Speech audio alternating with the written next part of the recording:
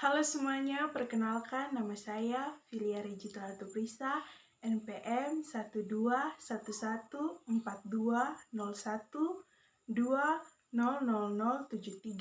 kelas B, mata kuliah Keperawatan Medikal Bedah 1, dosen pengampu Ibu Grace Wakano, MCAP, program studi Keperawatan, Fakultas Kesehatan, Universitas Kristen Indonesia Maluku tahun 2020.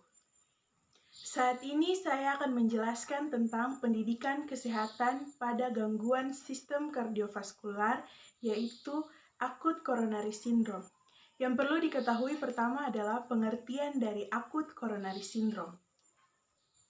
Akut coronary syndrome atau sindrom koroner akut adalah suatu kondisi di mana terjadi imbalas dari suplai dan damage oksigen otot jantung yang paling sering disebabkan oleh plak aterosklerosis yang menyebabkan penyempitan arteri-arteri koroner. Selain itu, sindrom koroner akut dapat pula terjadi karena space arteri yang disebut angina varian, Young dan Ilby tahun 2007. Hal kedua yang perlu diketahui dari sindrom koroner akut adalah tanda dan gejalanya.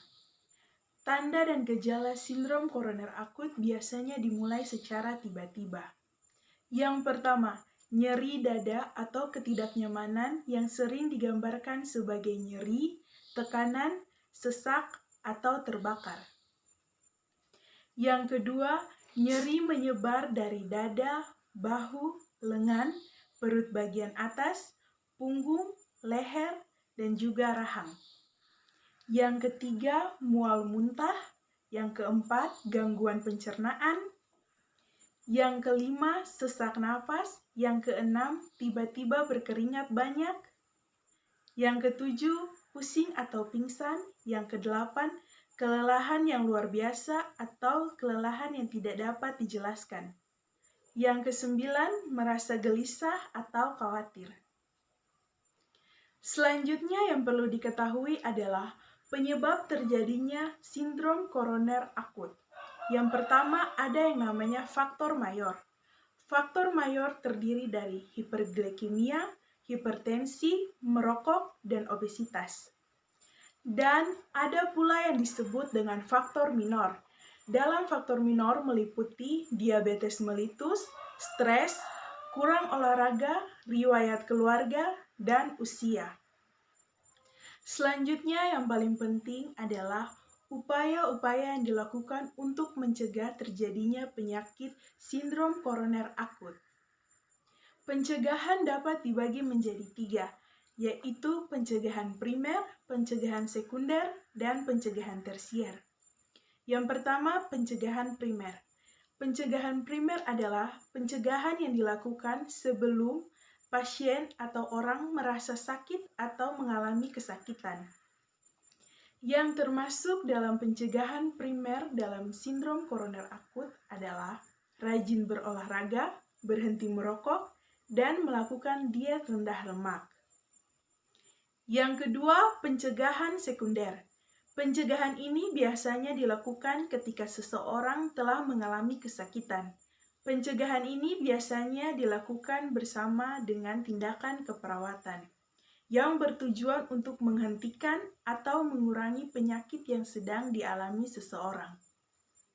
Yang termasuk pencegahan sekunder pada pasien yang mengalami sindrom koroner akut adalah yang pertama, menurunkan kadar kolesterol LDL hingga di bawah 100 mg per dl pada pasien dengan risiko tinggi.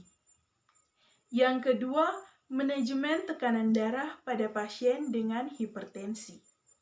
Yang ketiga, mengontrol kadar gula dalam darah pada pasien dengan risiko diabetes mellitus. Yang ketiga, pencegahan tersier.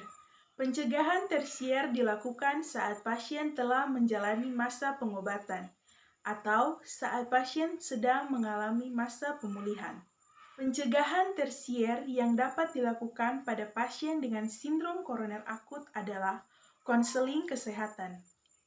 Setelah pasien mengalami pengobatan pasca sindrom koroner akut, pasien akan dianjurkan untuk menjalani konseling kesehatan, di mana pasien bertemu dengan tenaga kesehatan yang akan mengatur jadwal atau kegiatan sehari-hari pasien agar tidak terjadi sindrom koroner akut lagi.